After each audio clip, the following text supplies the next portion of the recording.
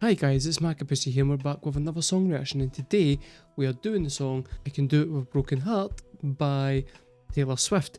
Anybody who's been following this channel knows that I've already done this song. I have done it on the whole Tortured Poets Department album reaction, but I feel like at the time I didn't have the appreciation for this song that it quite deserves, and she's just released a new music video. So my thinking is, I'm going to go in, I'm going to listen to it again, I'm going to see if I get anything new from it, and if I don't get anything new from it, then I've still got other stuff that I want to talk about. What about that song that I quite enjoy now, as someone who's been listening to it for a little while? It's a more kind of nuanced perspective than I had when I first listened to it, which is a good enough reason to go back and revisit. So shut the fuck up, we're doing it.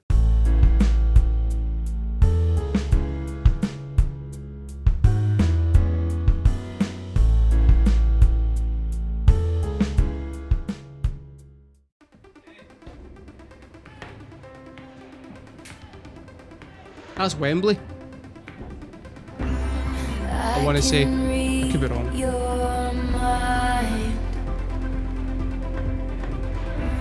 She's having the time of her life.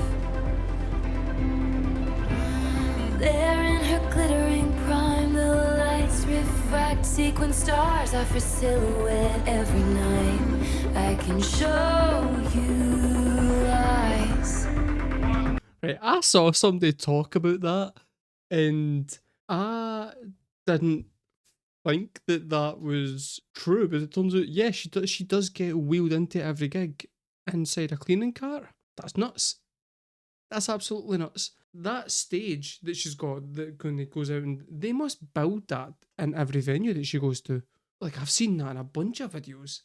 That's it's wild. Cause I'm a real tough kid, I can handle my shit. They said, babe, you gotta fake it till you make it, and I did. Lights, camera, bitch, smile, even when you wanna die. He said he loved me all his life, but that life was too short. Breaking down, I hit the floor. All the pieces of me shattered as the crowd was chanting more. I was grinning like I'm winning, I was hitting my marks. Cause I can do it with a broken heart. I'm so depressed, I act like it's my birthday every day. Right, no. Here's what I want to say, right? And it's really the only actual takeaway that I've got from the song that's different from when I was doing it before. That fucking lyric is astonishingly good. It's the juxtaposition of the music and the lyrics. Like, it's easy to do sad sounding lyrics and happy sounding music. That's pretty much what Weezer's made an entire career out of. That's not really the thing that makes this song as good as it is. It's the fact that the entire thing of the song is talking about, because she is who she is, she doesn't get to sit there and wallow in her misery, and she's now perfected the art of having to sit there and paint a smile on her face and go out like a dancing monkey and perform to these people. Even though she's absolutely fucking miserable, she doesn't have a choice in it. She's now too famous and she can't let those people down, so she needs to go out and do that stuff. She's so fucking miserable, all she knows is gone out there and just pretending otherwise. The genius thing about it is, so the whole I'm so depressed, act like it's my birthday. See the whole thing, like that whole trope of I'm turning 40 and I'm absolutely fucking miserable at the idea of getting older. I've got to sit there and kind of like be like, oh, it's my birthday, because everybody else wants to celebrate your birthday with you. You don't want to be in that situation, but you kind of need to kid on that you're enjoying yourself. The exact same as what she's doing. But then the really fucking clever thing is, the wee cherry on the cake of that whole shit is that she's then written that whole thing. That's the pop song of that album. It's the one that the most amount of people are going to gravitate towards and just listen to and go, and they'll really get what the fucking song's about. Or at least they'll get what the song's about, because it's not that fucking hard to hide. But it's not obviously miserable. And it's fucking genius. For example, right, my previous Taylor Swift reaction was the live version of How Did It End, which is also lyrically as miserable as this song. But the way that she's playing it, she can just get to sit there and play it on the piano, and you can get in the feels with her and be like, we're all having a cathartic moment of miserableness here. And that's great, right? It's fucking genius. The performance of it was amazing. You should go back and watch the video. If you haven't seen it, it's astonishingly good. This song, she's going to have to go out on that stage, do a full dance routine, smiling, happy dancers around her, smiling, dancing. It is performatively exactly what she's describing as she fucking hates having to do. It's the closest that Taylor Swift has ever come to Bo Burnham's Inside, where she's being extremely meta and putting it in front of you and saying, how do you feel about this?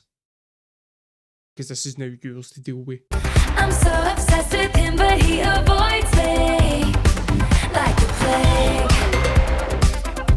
I cry a lot, but I am so productive. It's an art. You know you're good when you can't even do it.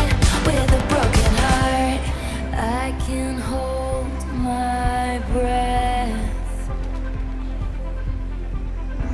I've been doing it since he left. I keep finding his things in drawers, crucial evidence I didn't imagine the whole thing. I'm sure I can pass this test.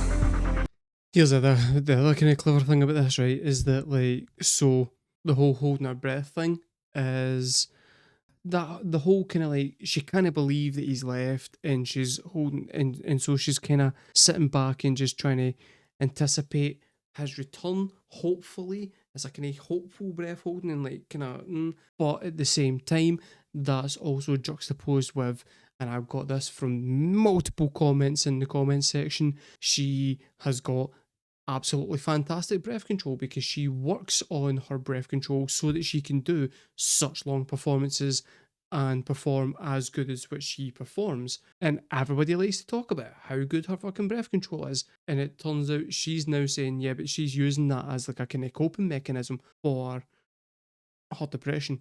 'Cause I'm a real tough kid, I can handle my shit. They said, baby, gotta fake it till you make it, and I did. Lights, camera, bitch, smile, Insta letters for miles. He said he loved me for all time, but that time was quite short. Breaking down, I hit the floor. All the pieces of me shattered as the crowd was chanting more. I was grinning like I'm winning, I was hitting my marks. 'Cause I can do it with a broken heart.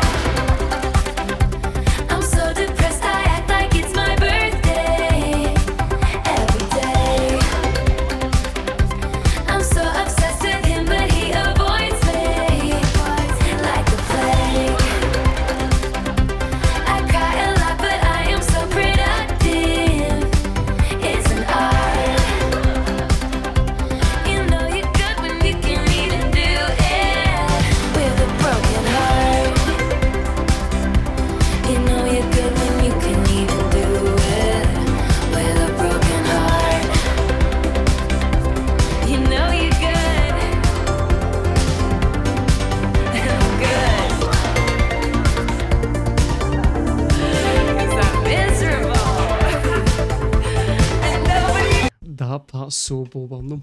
It's so Bo Burnham. The delivery of that line is absolutely fucking fantastic. The way that everybody talks about like her breath control and her glitter pen songs and all that kind of stuff, that's stuff that she's currently saying makes her miserable. And whilst you guys celebrate it, she's kind of trying to point out to you what she's gone through to give you that. It's not a good thing. It's not a good thing. But at the same time, without it, they wouldn't be where they're at. So it's that vicious cycle of needing the pain to make the good art, then hating the fact that the good art then forces upon them having to repeat that constantly. knows. try and cover my job. I forgot we were so close to the end of the song. I love that song because it is absolutely fucking miserable in the most intellectual way, and it's so good. Musically, it's really catchy, it's really easy to sing along to, which I know is 100% deliberate, but you know, that works. I find it's just really catchy, it's really fun, fucking miserable, and that is exactly in my wheelhouse. This is such a good wee song. I'm not even going to ask you guys what you think about it in the comments below, because I'm well aware that you love it, right? I've already asked you what your favourite song off of TTPD is. I'm not going to ask you any of that stuff. What I am going to say is, we did the Patreon poll recently for what the next Taylor project should be, and Evermore won. So we will be doing the Evermore reaction very soon over on Twitch. If you do not want to miss it, then come over to twitch.tv/markabusi reactions and you'll get the entire thing live as it's happening, and you can come in and comment and chat. Your chat will probably in some way affect my reaction, because I'll be reading that and it will give me information as I'm going along. Or the entire thing will then be put up on Patreon. YouTube is going to get an edited version. So if you want the whole thing, go to patreon.com/markabusi reactions. If you want to be influential in deciding what actually I'm thinking of the songs and how I'm going about reacting to it, then go over to twitch.tv/markabusi reactions. That's the two things that you should do if you want more intensive Taylor content from this channel. I've been Markabusi. Thank you very much for watching, guys, and I will see you next time.